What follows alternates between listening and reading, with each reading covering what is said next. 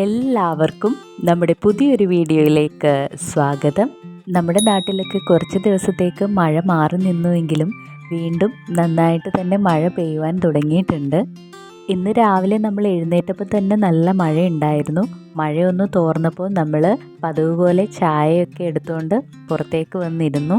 രാവിലെ തന്നെ നമ്മുടെ മുറ്റത്തുള്ള ചെടികളൊക്കെ നോക്കി അങ്ങനെ ഒരു ചായയൊക്കെ കുടിച്ച് വരുമ്പോൾ തന്നെ വളരെ പോസിറ്റീവായിട്ടുള്ള ഒരു എനർജി നമുക്ക് ഫീൽ ചെയ്യാറുണ്ട്. നമ്മൾ വായിച്ചുകൊണ്ടിരുന്ന പുസ്തകത്തിൻ്റെ ബാക്കി കൂടെ കുറച്ചു നേരം വായിക്കാമെന്ന് വിചാരിച്ചു.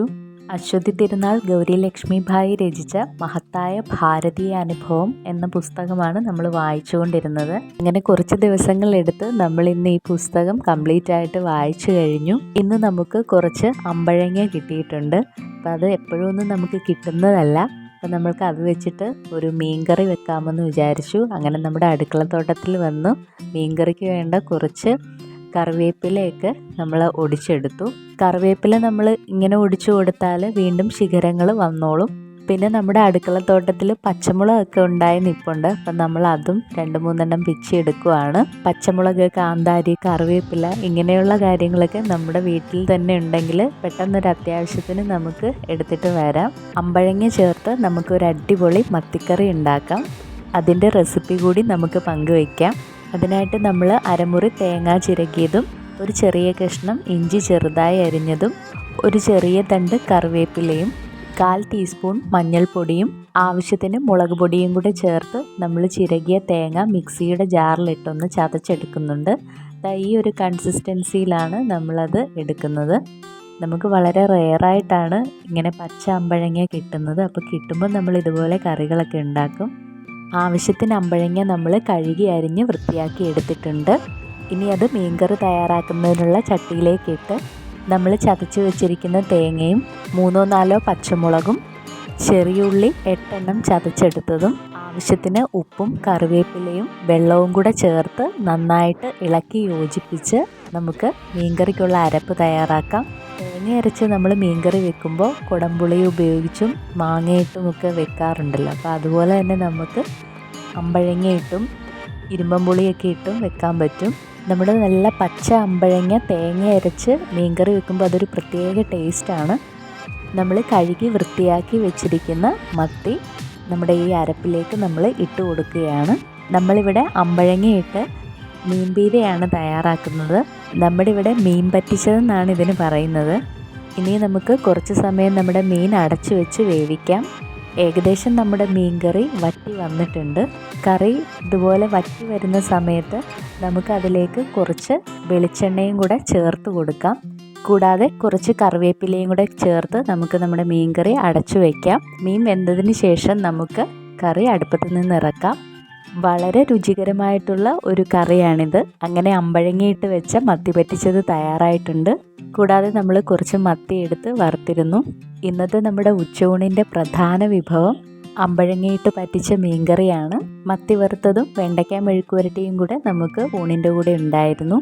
പച്ച അമ്പഴങ്ങയൊക്കെ നമുക്കിവിടെ കിട്ടാൻ വളരെ പാടാണ്. നമുക്ക് അമ്പഴങ്ങയൊക്കെ കിട്ടുമ്പോൾ അച്ചാറുണ്ടാക്കി വെക്കാം. അതുപോലെ തന്നെ ഉപ്പിലിട്ട് വെക്കാം. ശരിക്കും അമ്പഴങ്ങ ഇട്ട് വെച്ച മീൻകറി ഉണ്ടെങ്കിൽ അത് മാത്രം മതി നമുക്ക് ചോറ് നന്നായിട്ട് കഴിക്കാൻ. അങ്ങനെ നമ്മൾ ഉച്ചയ്ക്ക് ഊണൊക്കെ കഴിച്ചു. പുറത്ത് വീണ്ടും നല്ല മഴ പെയ്യുന്നുണ്ടായിരുന്നു.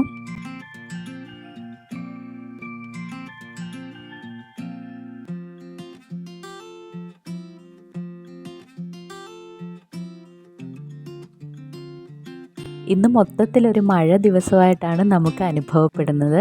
മഴയുടെ തണുപ്പൊക്കെ അടിച്ചിരുന്നപ്പോൾ വൈകുന്നേരമായപ്പോൾ നമുക്കൊരു ചായ ഉണ്ടാക്കാമെന്ന് വിചാരിച്ചു. ഇടയ്ക്കൊക്കെ നമുക്ക് വ്യത്യസ്തമായിട്ടുള്ള ഒരു ചായ കുടിക്കണമെങ്കിൽ നമ്മൾ തയ്യാറാക്കുന്നതാണിത്. അപ്പോൾ നമ്മളത് പാലെടുത്തിട്ടുണ്ട്. അതിലേക്ക് ഒരു ചെറിയ കഷ്ണം ഇഞ്ചിയും ഒരു ഏലക്ക ചതച്ചതും ആവശ്യത്തിന് തേയിലയും പഞ്ചസാരയും കൂടെ ഇട്ട് കൊടുക്കുന്നുണ്ട്. അതിനുശേഷം നമ്മൾ സാധാരണ ചായ ഉണ്ടാക്കുന്ന പോലെ നന്നായിട്ട് തിളപ്പിച്ചെടുക്കുകയാണ് ചെയ്യുന്നത്. അങ്ങനെ നമ്മുടെ ചായ തയ്യാറായിട്ടുണ്ട്. അങ്ങനെ നമ്മൾ വൈകിട്ടത്തെ ചായയൊക്കെ കുടിച്ചു. ഇപ്പോൾ മഴയൊന്ന് കുറഞ്ഞിട്ടുണ്ട്. അപ്പം നമ്മൾ മുറ്റത്തേക്കൊക്കെ ഒന്ന് ഇറങ്ങി. മഴ ഒരുപാടായാലും നമുക്ക് പുറത്തേക്ക് ഇറങ്ങാൻ വലിയ ബുദ്ധിമുട്ടാണ്. മഴയില്ലാത്ത സമയത്തും മഴയുള്ള സമയത്തും നമ്മുടെ ഗാർഡനിൽ വ്യത്യസ്ത തരം ഫീലായിരിക്കും നമുക്കുണ്ടാവുക. എന്തായാലും മഴയത്തും നമ്മുടെ മുറ്റത്തുള്ള ചെടികളും പൂക്കളും ഒക്കെ കാണാൻ ഒരു പ്രത്യേക ഭംഗിയാണ്. ഇത് നമ്മുടെ ഒരു ചെത്തിയാണ്. അപ്പോൾ ഇതിൽ കുറച്ച് നാളായിട്ട് പൂക്കളൊന്നും ഉണ്ടാവുന്നില്ലായിരുന്നു. മഴ തുടങ്ങിയപ്പോൾ ഇതിൽ നിറയെ മുട്ടുകളൊക്കെ വന്നിട്ടുണ്ട്. കൂടാതെ ഇപ്പോൾ പൂക്കളും വിരിഞ്ഞു വരുന്നുണ്ട്. മഴയുള്ള സമയങ്ങളിൽ പൊതുവെ ചെത്തിയും ചെമ്പരത്തിയിലും ഒക്കെ നിറയെ പൂക്കൾ ഉണ്ടാകുന്നതായിട്ട് നമുക്ക് കാണാം. മഴ തുടങ്ങിയപ്പോൾ നമ്മുടെ മൾബറിയിലൊക്കെ നിറയെ കായ്കൾ ഉണ്ടാവാൻ തുടങ്ങിയിട്ടുണ്ട്. നമ്മൾ ഇത് പ്രൂൺ ചെയ്ത് കൊടുക്കുകയാണെങ്കിൽ ഈ സമയത്തൊക്കെ നിറയെ കായ്കൾ ഉണ്ടാവും. പഴുത്ത കായ്കളൊക്കെ ഉണ്ട്. മൾബറിയുടെ കമ്പ് നട്ടാണ് നമ്മൾ മൾബറി മരം വളർത്തിയെടുത്തത്. അതിൽ നിന്ന് വീണ്ടും നമ്മൾ കമ്പൊക്കെ കുത്തി വെച്ചിട്ടാണ് വീണ്ടും ഇതുപോലെ മൾബറിയുടെ ചെറിയ തൈകളൊക്കെ നമ്മൾ ഉണ്ടാക്കിയെടുത്തത്. അപ്പോൾ നമുക്ക് ഇടയ്ക്കിടയ്ക്ക് മൾബറിയൊക്കെ കിട്ടുന്നുണ്ട്. അങ്ങനെ നമ്മൾ വൈകുന്നേരം കുറച്ച് സമയം നമ്മുടെ മുറ്റത്തൂടെയൊക്കെ നടന്നു. നമ്മുടെ ഗാർഡനിലെ പൂക്കളും ചെടികളും ഒക്കെ ഒന്ന് നോക്കി. അത് കഴിഞ്ഞപ്പോൾ നമുക്ക് മടക്കസാൻ വാങ്ങിച്ചിട്ട് വന്നായിരുന്നു. ഈ പലഹാരത്തിന് നമ്മുടെ ഇവിടെ മടക്കസാൻ എന്നാണ് പറയുന്നത്. വേറെയുള്ള സ്ഥലത്ത് എന്താ പറയുന്നതെന്ന് എനിക്കറിയില്ല.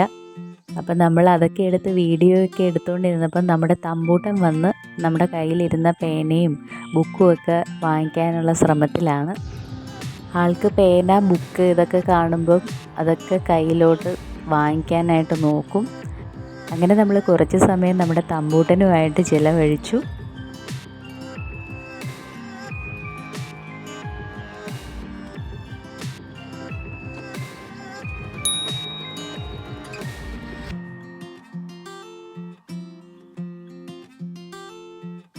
സന്ധ്യയായപ്പോൾ വീണ്ടും മഴ തുടങ്ങി.